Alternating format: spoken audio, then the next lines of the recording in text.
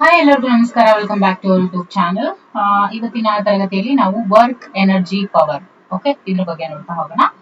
Work ಅಂತ ಹೇಳಿದ್ರೆ ನೋಡಿ, ಮೊದಲನೇದಾಗಿ ವರ್ಕ್ ಇದನ್ನ ನಾವು ಕ್ಯಾಪಿಟಲ್ ಡಬ್ಲ್ಯೂ ಈ ಒಂದು ಲೆಟರ್ ಇಂದ ಇಂಡಿಕೇಟ್ ಮಾಡ್ತೇವೆ. When A force acts on on object, ಯಾವಾಗ ಒಂದು ಫೋರ್ಸು ಒಂದು ಆಬ್ಜೆಕ್ಟ್ ಅಥವಾ ಒಂದು ವಸ್ತುವಿನ ಮೇಲೆ ಆಕ್ಟ್ ಮಾಡುತ್ತೆ, ಆಗ the object actually moves in the direction of force. ಅವಾಗ ಏನಾಗುತ್ತೆ, ಆ ಫೋರ್ಸ್ ಯಾವ ಕಡೆ ಇರುತ್ತೋ ಅದೇ ಕಡೆನೆ ಆಬ್ಜೆಕ್ಟ್ ಏನಾಗುತ್ತೆ, ಮೂವ್ ಆಗುತ್ತೆ. Then the work is said to be done by the force ಅಂತ ಹೇಳ್ತೀವಿ. So work done by the force ಏನಿರುತ್ತಲ್ವಾ, that is always equal to the product of force and displacement. Okay, force ಮತ್ತೆ displacement. Okay, force and displacement of the object in the direction of force. ಇದ್ರ ಮೇಲೆ ಅದು ಯಾವಾಗ್ಲೂ work done ಅನ್ನುವಂಥದ್ದು ಇದಕ್ಕೆ equal ಆಗಿರುತ್ತೆ. Force and displacement of the object in the direction of force. ಇನ್ನು S I unit of work ಅಂತ ಹೇಳಿದ್ರೆ ದಟ್ ಈಸ್ ನ್ಯೂಟನ್ ಮೀಟರ್. ಇದು ಚೆನ್ನಾಗಿ ನೆನ್ಪಿಟ್ಕೊಳ್ಳಿ, newton metre. Okay, newton metre ಅನ್ನುವಂಥದ್ದು S I unit of work. ನೀವೇನು ಏನಾದ್ರೂ ನೋಟ್ಸ್ ಮಾಡ್ಕೊಳ್ತಾ ಇದ್ರೆ ಅಥವಾ ಮಾಡ್ಕೊಳ್ಳೋರಾದ್ರೆ ಯೂನಿಟ್ಸ್ ಬರುತ್ತಲ್ವಾ, ಇವಾಗ ವರ್ಕ್ದು ಯೂನಿಟ್ ಏನು, ನ್ಯೂಟನ್ ಮೀಟರ್, ಈ ರೀತಿ ಎಲ್ಲದನ್ನು ಒಂದತ್ರ ಅದನ್ನೇ ಒಂದು ಕಾಲಮ್ ಮಾಡ್ಕೊಂಡ್ಬಿಡಿ, ಹೆಲ್ಪ್ ಆಗುತ್ತೆ. ಓಕೆ, ಕೆಲವೊಂದ್ಸತಿ ಅದನ್ನು ಕೂಡ ಡೈರೆಕ್ಟ್ ಕ್ವಶನ್ಸ್ ಕೇಳ್ತಾರೆ. Okay, the S I unit of work is the newton metre or joule ಅಂತ ಕೂಡ ಹೇಳ್ತೀವಿ. Okay, joule or newton metre. Okay, work is joule ಅನ್ನುವಂಥದ್ದು ಆಲ್ಮೋಸ್ಟ್ ಎಲ್ಲರೂ ಹೇಳೋದು, ಬಟ್ ನ್ಯೂಟನ್ ಮೀಟರ್ ಅದನ್ನು ನೆನ್ಪಿಟ್ಕೋಬೇಕು. ಆಮೇಲೆ in C G S unit ಅಲ್ಲಿ ಹೇಳೋದಾದ್ರೆ ಅರ್ಜ್ ಅಂತ ಹೇಳ್ತೀವಿ. ಇಟ್ಸ್ ಡೈಮೆನ್ಷನಲ್ ಫಾರ್ಮುಲಾ ಬಂದ್ಬಿಟ್ಟು ಏನು, ಎಮ್ ಅಂದ್ರೆ ಆಮೇಲೆ L square T to the power of -2. Okay, if under a constant force object displaced through a distance s, then the work done by the force is equal to w is equal to fs cos theta. Okay, ಇದನ್ನ ಯಾವ್ಯಾವಾಗ ಯಾವ ರೀತಿ ಇರುತ್ತೆ ಅಂತ ಕೊಟ್ಟಿದ್ದಾರೆ ಅಷ್ಟೇ. ಈಗ wear W ಅನ್ನುವಂಥದ್ದು ಈಗ ವರ್ಕ್, ಎಫ್ ಅಂದ್ರೆ ಫೋರ್ಸ್, ಎಸ್ ಅಂದ್ರೆ ಡಿಸ್ಪ್ಲೇಸ್ಮೆಂಟ್, ಥೀಟಾ ಅಂದ್ರೆ angle between force and displacement. Okay, so work done by a force is always zero ಆಗಿರುತ್ತೆ. ಅಂದ್ರೆ ಯಾವಾಗ ಝೀರೋ ಇರುತ್ತೆ, ಯಾವಾಗ ಪಾಸಿಟಿವ್ ಇರುತ್ತೆ, ಯಾವಾಗ ನೆಗೆಟಿವ್ ಇರುತ್ತೆ ಅನ್ನೋದ್ರ ಬಗ್ಗೆ ಇದು ಹೇಳಿರುವಂತದ್ದು. Okay, work done by a force is zero. So work done ಯಾವಾಗ ಝೀರೋ ಇರುತ್ತೆ, body is not displaced actually, ಅಂದ್ರೆ ಡಿಸ್ಪ್ಲೇಸ್ಮೆಂಟ್ ಝೀರೋ ಇದ್ದಾಗ ವರ್ಕ್ ಡನ್ ಝೀರೋ ಇರುತ್ತೆ. Okay, and body is displaced perpendicular to the direction of force. ಅವಾಗ್ಲೂ ಕೂಡ ಏನಾಗುತ್ತೆ, ಅವಾಗ್ಲೂ ಕೂಡ theta is equal to 90. So cos 90 ಏನಾಗುತ್ತೆ, ಕಾಸ್ 90 ಏನು,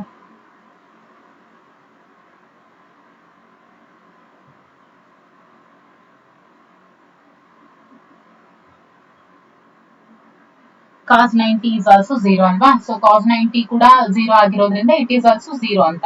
ಅಂದ್ರೆ ಆಂಗಲ್ 90 ಡಿಗ್ರಿ ಇದ್ದಾಗ್ಲೂ ಕೂಡ ಕಾಸ್ 90 ಏನಾಗುತ್ತೆ, ಝೀರೋ ಆಗುತ್ತೆ. ಟ್ರಿಗ್ನೋಮೆಟ್ರಿ ಫಾರ್ಮುಲಾ ಗೊತ್ತಲ್ವಾ, ಟ್ರಿಗ್ನೋಮೆಟ್ರಿಕ್ ಫಂಕ್ಷನ್ಸ್ ಏನೇ ಅದ್ರ ವ್ಯಾಲ್ಯೂಸ್ ಏನು 30 ಅದ್ರದ್ದೆಲ್ಲ, ಅಂದ್ರೆ ಸೈನ್ 30 ಕಾಸ್ 30 ಅವೆಲ್ಲನೂ ಚೆನ್ನಾಗಿ ಕಲ್ತ್ಕೋಬೇಕು. ಓಕೆ, ಅದು ಫಿಸಿಕ್ಸ್ಗೂ ಹೆಲ್ಪ್ ಆಗುತ್ತೆ, ಮ್ಯಾಥ್ಸ್ಗೂ ಹೆಲ್ಪ್ ಆಗುತ್ತೆ. Okay, so body is displaced perpendicular to the direction of force, that is theta is equal to 90 degree, ಅಂದ್ರೆ ಕಾಸ್ 90 ಇಸ್ ಝೀರೋ. ಈ ಎರಡು ಸಂದರ್ಭದಲ್ಲಿ ಮಾತ್ರ ವರ್ಕ್ ಡನ್ ಝೀರೋ ಆಗಿರುತ್ತೆ. Okay, work done by a force is positive. ಯಾವಾಗ positive ಆಗುತ್ತೆ ಹಾಗಾದ್ರೆ, if angle between F and S ಅಂದ್ರೆ force and displacement is acute angle. ಅದು ಅಕ್ಯೂಟ್ ಆಂಗಲ್ ಆಗಿದ್ದಾಗ, force and displacement acute angle ಅಲ್ಲಿ ಇದ್ದಾಗ. Work done by a force is negative ಯಾವಾಗ, if angle between force and displacement is obtuse angle. Okay, ಇದನ್ನ ಚೆನ್ನಾಗಿ ನೀವು ನೆನಪಲ್ಲಿ ಇಟ್ಕೊಂಡಿರ್ಬೇಕು. ಸೊ ಪಾಸಿಟಿವ್ ಯಾವಾಗ, ಅಕ್ಯೂಟ್ ಆಂಗಲ್ ಇದ್ದಾಗ. ನೆಗೆಟಿವ್ ಯಾವಾಗ, ವರ್ಕ್ ಡನ್ ಅಬ್ಟ್ಯೂಸ್ ಆಂಗಲ್ ಇದ್ದಾಗ. Okay, clear. ಈಗ work done by a constant force depends only on the initial and final positions and not on the actual path followed between initial and final positions. Okay, ನೋಡಿ, work done by constant force, ಒಂದು constant force. Okay, by a constant force, work done always depends only on the initial and final position. Okay, initial to final position and not on the actual path followed between initial and final position. ಈ initial ಮತ್ತೆ final position ನ ನಡುವೆ ಏನು actual path ಇರುತ್ತಲ್ವಾ ಅದನ್ನ ಲೆಕ್ಕ ಹಾಕ್ತಾ ಇಲ್ಲ ಅಲ್ಲಿ. ಇಟ್ ಕಾನ್ಸ್ಟೆಂಟ್ ಫೋರ್ಸ್ ನೋಡಿ ಯಾವಾಗ್ಲೂ work done is always depends only on the initial and final positions. Initial and final positions ಮೇಲೆ ಅದು ಡಿಪೆಂಡ್ ಆಗಿರುತ್ತೆ ಹೊರತು not on the actual path followed between initial and final positions. Okay, ಇದಿಷ್ಟು work ಬಗ್ಗೆ ಆಯ್ತು. ಈಗ ಎನರ್ಜಿ ಬಗ್ಗೆ ನೋಡೋದಾದ್ರೆ, ಎನರ್ಜಿ ಅನ್ನುವಂಥದ್ದು it is a body, it's capacity of, ಅಂದ್ರೆ ಕೆಪಾಸಿಟಿ ಆಫ್ ಡೂಯಿಂಗ್ ವರ್ಕ್ ಅಂತ ಹೇಳೋದನ್ನ ನಾವು ಎನರ್ಜಿ ಅಂತ ಹೇಳ್ತೀವಿ. So energy is scalar quantity. Okay, energy ಅನ್ನುವಂಥದ್ದು scalar quantity. S I unit ಬಂದು ಇದನ್ನು ಕೂಡ ನ್ಯೂಟನ್ ಮೀಟರ್. ಓಕೆ, ವರ್ಕ್ದು ಕೂಡ ನ್ಯೂಟನ್ ಮೀಟರ್, ಎನರ್ಜಿದು ಕೂಡ newton metre. Okay, CGS unit ಅಲ್ಲಿ ಇದನ್ನು ಕೂಡ ಅರ್ಜ್ ಅಂತಾನೆ ಕರೀತಾರೆ. Okay, so it's dimensional formula ಏನಿದೆಯಲ್ಲ, compared to work done, work ಅಂತ ಏನ್ ಹೇಳ್ತೀವಿ ಅದಕ್ಕೆ ಅದ್ರದ್ದು ಇದು. ಬಟ್ ಎನರ್ಜಿದು ಏನು ಎಂ ಎಲ್ ಕ್ಯೂಬ್ ಮತ್ತೆ T cube. Okay, so there are several types of energy such as mechanical energy, potential energy, chemical energy. ಅಂದ್ರೆ ಮೆಕ್ಯಾನಿಕಲ್ ಎನರ್ಜಿಯಲ್ಲಿ ಕೈನೆಟಿಕ್ ಅಂಡ್ ಪೊಟೆನ್ಷಿಯಲ್ ಅನ್ನ ನೋಡ್ತೀವಿ, and chemical energy, light energy, heat energy, sound energy, nuclear energy, electrical energy, ಹೀಗೆ ನಾನಾ types of energies ಇದಾವೆ. Okay, so ಈಗ ನೋಡೋಣ ಅದರಲ್ಲಿ ರಿಲೇಟಿವಿಟಿ ಅಂತ ಹೇಳಿ. ರಿಲೇಟಿವಿಟಿ ಅಂದ್ರೆ ಏನು? When calculating kinetic energy. ನೋಡಿ, ಯಾವಾಗ ಕೈನೆಟಿಕ್ ಎನರ್ಜಿ ಕ್ಯಾಲ್ಕುಲೇಟ್ ಮಾಡ್ತೀವಿ ಅಂದ್ರೆ work to accelerate a mass from 0 speed to some infinite speed, ಅವಾಗ relativistically using Lorentz transformations. Okay,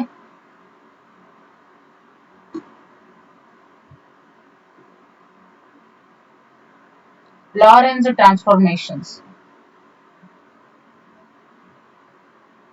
instead of Newtonian mechanics ಬದಲಾಗಿ Lorentz transformations ಯೂಸ್ ಮಾಡಿದಾಗ Einstein discovered an unexpected byproduct of these calculations to be an energy term which does not vanish at 0 speed.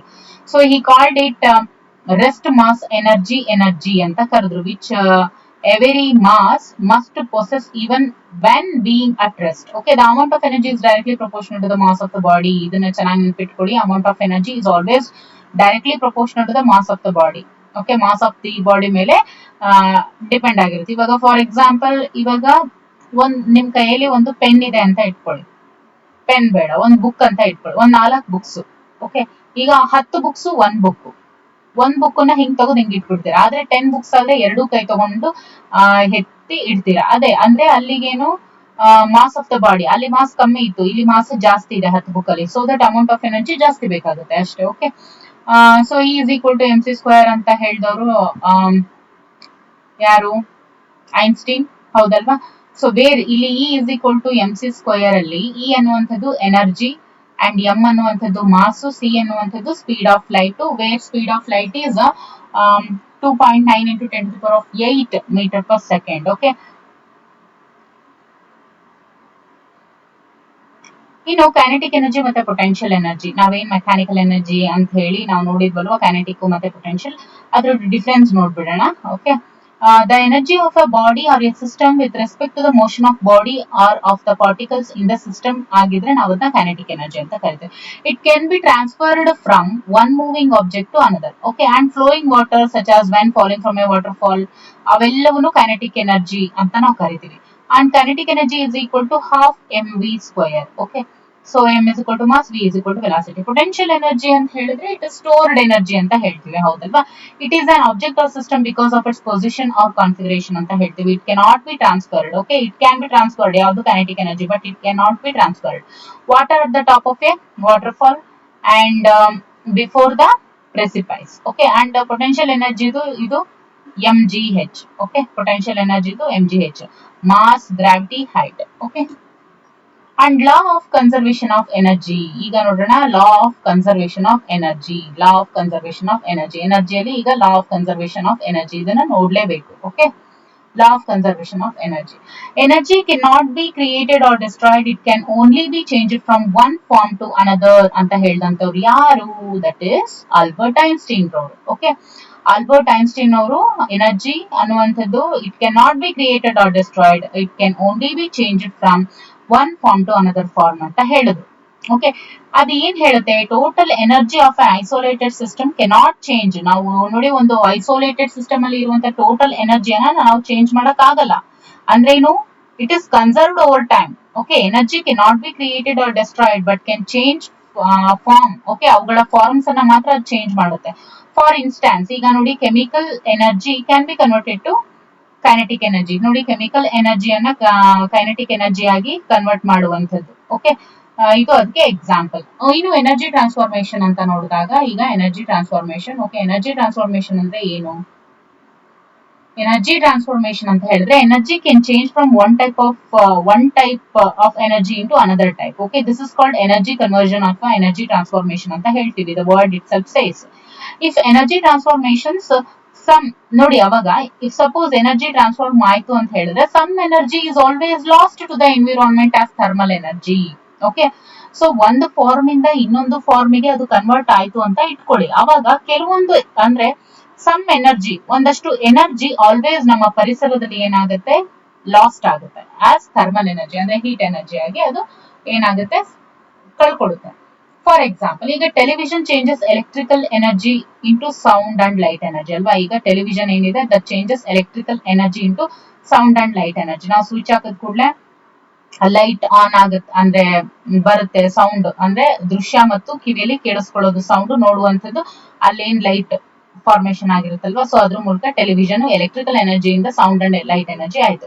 ಆಮೇಲೆ a toaster changes electrical energy into thermal energy and light, ಹೌದಲ್ವಾ. A car changes chemical energy from fuel into thermal energy and mechanical energy. Okay, ಆಮೇಲೆ thermal energy ಏನು? It is the total kinetic energy of substances, atoms and molecules. Okay, so thermal energy ಅಂತ ಹೇಳಿದ್ರೇನು? Thermal ಅಂದ್ರೆ heat ಅಂತ ಹೇಳ್ತೀವಿ. So total kinetic energy of substance, atoms and molecules ಅಂತ ಹೇಳ್ತೀವಿ. Atoms and molecules are constantly in motion. ನೋಡಿ, atoms ಮತ್ತೆ molecules ಯಾವಾಗ್ಲೂ ಕೂಡ ಅವು ಏನಾಗಿರ್ತವೆ, ಒಂದೇ ಹತ್ರ ಸುಮ್ಮನೆ ಇರೋದಿಲ್ಲ. ಅವು ಏನಾಗ್ತಾ ಇರ್ತವೆ, ರೊಟೇಟ್ ಆಗ್ತಾನೆ ಇರ್ತವೆ, ಮೋಷನ್ ಅಲ್ಲಿ ಕಾನ್ಸ್ಟೆಂಟ್ ಆಗಿ ಮೂವ್ ಆಗ್ತಾನೆ ಇರ್ತವೆ. When thermal energy causes particles to move faster and farther apart, the result is a phase change. ಅವಾಗ ಏನಾಗುತ್ತೆ, ಯಾವಾಗ ಥರ್ಮಲ್ ಎನರ್ಜಿ ಕಾಸ್ ಆಗುತ್ತೆ, so when thermal energy causes particle to move faster and farther apart, so ಅವಾಗ ಏನಾಗುತ್ತೆ, ಒಂದು face ಇಂದ ಇನ್ನೊಂದು ಫೇಸ್ಗೆ. ನೋಡಿ, ಇದು ವೆರಿ ಇಂಪಾರ್ಟೆಂಟ್. ಈ ಪಾಯಿಂಟ್ ಏನಿದೆಯಲ್ಲ, ಇದು ಕೂಡ ಇಂಪಾರ್ಟೆಂಟ್. ಅಂದ್ರೆ ಯಾವಾಗ ಒಂದು ಫಾರ್ಮ್ ಇಂದ ಇನ್ನೊಂದು ಫಾರ್ಮಿಗೆ ಹೋಗುತ್ತೆ ಅಂದ್ರೆ ಯಾವಾಗ ಥರ್ಮಲ್ ಎನರ್ಜಿ ಪಾರ್ಟಿಕಲ್ಸ್ಗೆ ಅಂದ್ರೆ ಹೀಟ್ ಅನ್ನುವಂತ ಜಾಸ್ತಿ ಆಗುತ್ತಲ್ವಾ, ಅವಾಗ ಒಂದು ಫೇಸ್ ಇಂದ ಇನ್ನೊಂದು ಫೇಸ್ಗೆ ಅದು ಚೇಂಜ್ ಆಗುತ್ತೆ. ಓಕೆ, ಇದಿಷ್ಟು ಏನಾಗಿತ್ತು, ಎನರ್ಜಿ ಆಗಿತ್ತು. ಈಗ ನೋಡೋಣ that is power. Okay, power ಬಗ್ಗೆ ನೋಡೋಣ ಈಗ.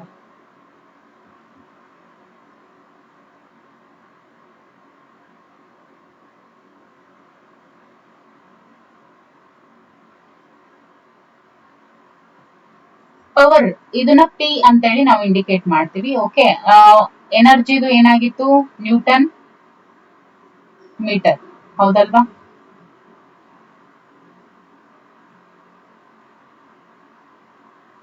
ಎನರ್ಜಿದು, ವರ್ಕ್ದು, ಇವೆರಡರದು ಕೂಡ ನ್ಯೂಟನ್ ಮೀಟರ್. ಓಕೆ, ಇದು ಕೂಡ ನ್ಯೂಟನ್ ಮೀಟರ್, ಇದು ಕೂಡ ನ್ಯೂಟನ್ ಮೀಟರ್. ಬಟ್ ಪವರ್ ಏನು, ವ್ಯಾಟ್. ಓಕೆ, ಪವರ್ ಏನು, watt.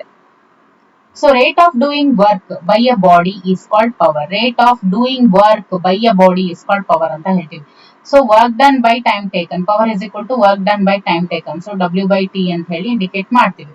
Okay, so the unit of power is also joule per second. Okay, joule per second, ಅದು ಜೌಲ್ ಪರ್ ಸೆಕೆಂಡ್ ಅಷ್ಟೇ. Okay, the unit of power is the joule per second known as watt ಅಂತ ಹೇಳ್ತೀವಿ. ನಾವು watt ಅಂತ ಹೇಳ್ತೀವಿ, but watt ಅಂತ ಅಂದ್ರೆ ಏನು, joule per second. Okay, in the honour of James watt. Okay, the 18th century developer of steam engine. ಇವರು 18th century steam engine ಏನ್ ಬಂತಲ್ವಾ, ಅದನ್ನ ಇಂಟ್ರೊಡ್ಯೂಸ್ ಮಾಡಿದವರು, ಅದರ ಡೆವಲಪ್ಮೆಂಟ್ಗೆ ಜಾಸ್ತಿ ಒತ್ಕೊಂಡಂತವ್ರು ಯಾರು, ಜೇಮ್ಸ್ ವ್ಯಾಟ್ ಅವರು. ಈಗ 1 watt is equal to 1 joule. Okay, ನೋಡಿ, 1 watt is equal to 1 joule per second. ಇದನ್ನ ಚೆನ್ನಾಗಿ ನೆನ್ಪಿಟ್ಕೊಳ್ಳಿ. 1 watt is equal to 1 joule per second. 1 kilo watt is equal to 10 cube. ಅಂದ್ರೆ 1 ಕಿಲೋ ಅಂದ್ರೆ ಏನು, 3 zeros ಅಂದ್ರೆ 1000 watt. 1 megawatt is equal to 10 to the power of 6 watt. 1 horsepower, ಇದನ್ನ ಕೇಳಿದರೆ.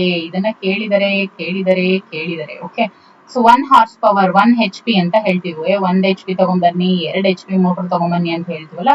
So 1 horse power 1 HP ಯಾವಾಗ್ಲೂ 746 watt ಅನ್ನ ಒಳಗೊಂಡಿರುತ್ತೆ. Okay, 2 HP ಇದ್ರ ಡಬಲ್ ಅಷ್ಟೇ. ಓಕೆ, 1 ವ್ಯಾಟ್ ಸೆಕೆಂಡ್ ಅಂತ ಹೇಳಿದ್ರೆ 1 ಜೌಲ್. ಓಕೆ, 1 ವ್ಯಾಟ್ ಅವರ್ ಅಂತ ಹೇಳಿದ್ರೆ 1 watt hour, not second. 1 watt hour ಅಂದ್ರೆ 3600 ಜೌಲ್. 1 ಕಿಲೋವ್ಯಾಟ್ ಅವರ್ ಅಂತ ಹೇಳಿದ್ರೆ 3.6 into 10⁶ joule. Okay, 1 kilowatt hour ಅಂತ ಹೇಳಿದ್ರೆ ಎಷ್ಟು? 3.6 into 10⁶ ಜೌಲ್. ಸೊ ಇದಿಷ್ಟು ವರ್ಕ್ ಎನರ್ಜಿ ಪವರ್ ಬಗ್ಗೆ ಆಗಿತ್ತು. ಇನ್ನೊಂದ್ಸಲ ನೋಡ್ಬಿಡೋಣ. ವರ್ಕ್ ಅಂದ್ರೆ ಏನು? ವರ್ಕ್ ಅನ್ನುವಂಥದ್ದನ್ನ ನಾವು ಕ್ಯಾಪಿಟಲ್ ಡಬ್ಲ್ಯೂ ಇಂದ ಇಂಡಿಕೇಟ್ ಮಾಡ್ತೀವಿ. ಅದ್ರ ಎಸ್ಐ ಯೂನಿಟ್ ಜೌಲ್ ಆಗಿರುತ್ತೆ. ಇನ್ ಅದರ್ ವರ್ಡ್ಸ್ ನಾವು ಅದನ್ನ ನ್ಯೂಟನ್ ಮೀಟರ್ ಅಂತ ಕರಿತೀವಿ. CGS ಯೂನಿಟ್ ಅಲ್ಲಿ ಅರ್ಜ್ ಅಂತ ಕೂಡ ಕರೀತಾರೆ. ಡೈಮೆನ್ಷನಲ್ ಫಾರ್ಮುಲಾ ML2T-2 ಅಂತ, ಅಂದ್ರೆ T⁻⁻2 ಅಂತ ಹೇಳಿ ನೆನ್ಪಿಟ್ಕೊಳ್ಳಿ. And if A constant force F, and ನೋಡಿ ಇದರಲ್ಲಿ ವೆರಿ ಇಂಪಾರ್ಟೆಂಟ್, ವರ್ಕ್ ಡನ್ ಯಾವಾಗ 0 ಆಗಿರುತ್ತೆ ಅಂತ ಹೇಳಿದಾಗ, work done by a force is 0 ಯಾವಾಗ body is not displaced actually, ಮತ್ತೆ body is displaced perpendicular.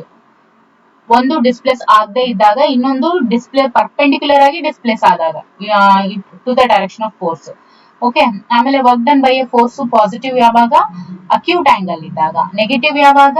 ಅಬ್ಟ್ಯೂಸ್ angle ಇದ್ದಾಗ. So work done by a constant force is always depends on final and initial positions. Okay, but not on the actual path followed between initial and final positions. ಇನ್ನು energy ಅಂತ ಬಂದಾಗ ಇದು ಕೂಡ newton metre, ಇದು ಕೂಡ erg ಅಂತಾನೆ ಹೇಳ್ತೀವಿ CGS unit. ಇಲ್ಲಿ ಏನು? ML3T3. Okay, there are several types of energies. ಅದರಲ್ಲಿ ನೋಡಿ ರಿಲೇಟಿವಿಟಿಗೆ ಸಂಬಂಧಿಸಿದಂತೆ E is equal to mc² ನೆನ್ಪಿಟ್ಕೋಬೇಕು. That is given by Einstein. And kinetic energy ಮತ್ತೆ ಪೊಟೆನ್ಷಿಯಲ್ ಎನರ್ಜಿ ಡಿಫರೆನ್ಸ್ ನೋಡೋದಾದ್ರೆ, ವೆರಿ ಇಂಪಾರ್ಟೆಂಟ್ ಏನು ಇಲ್ಲಿ ಅಂತ ಹೇಳಿದ್ರೆ, kinetic energy can be transferred from one moving object to another. ಇಲ್ಲಿ ಮೂವಿಂಗ್ ಅನ್ನೋ ಆಬ್ಜೆಕ್ಟ್ ಇದೆಯಲ್ಲ, ಇದು ವೆರಿ ಇಂಪಾರ್ಟೆಂಟ್. ಓಕೆ, ಇನ್ನು potential energy cannot be transferred. Okay, transferred. ಇನ್ನು ಫ್ಲೋಯಿಂಗ್ ವಾಟರ್, ಇವೆಲ್ಲ ಇದಕ್ಕೆ ಎಕ್ಸಾಂಪಲ್ಸ್. ಇದು 12mv², ಇದು mgh. ಓಕೆ, ಇನ್ನು ಲಾ ಆಫ್ ಕನ್ಸರ್ವೇಷನ್ ಆಫ್ ಎನರ್ಜಿಗೆ ಬಂದಾಗ, energy can be created, not destroyed. It can only be change from one form to another ಅಂತ ಹೇಳಿದಂತವ್ರು, that is Albert Einstein ಅವರು. It states that the total energy of an isolated system ಯಾವಾಗಲೂ change ಆಗಲ್ಲ. ಅದು ಅಂದ್ರೆ ಅದರ ಅರ್ಥ ಏನು? It is said to be conserved over time. Okay, so energy cannot be created or destroyed but can change form. Okay, ಯಾವ ತರ chemical energy can be converted to kinetic energy. Okay, ಇನ್ನು energy transformation ಆಯ್ತು ಅಂತ ಹೇಳಿದ್ರೆ, ಅಲ್ಲಿ ಯಾವಾಗ್ಲೂ ಕೆಲವೊಂದಿಷ್ಟು amount of energy loss ಆಗಿರುತ್ತೆ ಎನ್ವಿರಾನ್ಮೆಂಟ್ ಅಲ್ಲಿ. ಅದು ಯಾವ ರೀತಿ ಅಂದ್ರೆ ಥರ್ಮಲ್ ಎನರ್ಜಿ ಆಗಿ. ಓಕೆ, ಇಲ್ಲೂ ಕೆಲವೊಂದಿಷ್ಟು ಎಕ್ಸಾಂಪಲ್ಸ್. ಆಮೇಲೆ ಥರ್ಮಲ್ ಎನರ್ಜಿ ಅಂದ್ರೆ ಏನು? Total kinetic energy of substance, atoms and molecules. Okay, ಯಾವಾಗ ಥರ್ಮಲ್ ಎನರ್ಜಿ ಪಾರ್ಟಿಕಲ್ಸ್ ಅನ್ನ ಪ್ರಚೋದನೆ ಕೊಡುತ್ತೆ ಅಂದ್ರೆ ಟು ಮೂವ್ ಫಾಸ್ಟರ್, ಅವಾಗ ಏನಾಗುತ್ತೆ? ಅವೆಲ್ಲವೂ ಕೂಡ ದೂರ ಹೋಗ್ತವೆ, further apart. So the result is one state ಇಂದ ಇನ್ನೊಂದು ಸ್ಟೇಟ್ಗೆ ಚೇಂಜ್ ಆಗುವಂಥದ್ದು. ಈಗ ಪವರ್ ಅನ್ನ ನೋಡೋದಾದ್ರೆ, rate of doing work by a body is called power ಅಂತ ಹೇಳ್ತೀವಿ. Okay, so work done by time taken. So the unit of power is the joule per second. So known as watt ಅಂತ ಹೇಳ್ತೀವಿ, in the honour of James watt. So the 18th century developer of steam engine ಅಂತ ಕೂಡ ಹೇಳ್ತೀವಿ ನಾವು ಅವ್ರನ್ನ. And 1 watt is equal to 1 joule per second. 1 kilowatt is equal to 10 cube watt. 1 megawatt is equal to 10⁶ watt. Okay, 1 horsepower ಅಂದ್ರೆ ಎಷ್ಟು? 746 watt. 1 watt second ಅಂದ್ರೆ ಏನು? 1 joule. 1 watt hour ಅಂದ್ರೆ ಏನು? 3600 joule. 1 kilowatt hour ಅಂದ್ರೆ ಏನು? 3.6 into 10⁶ joule. Okay,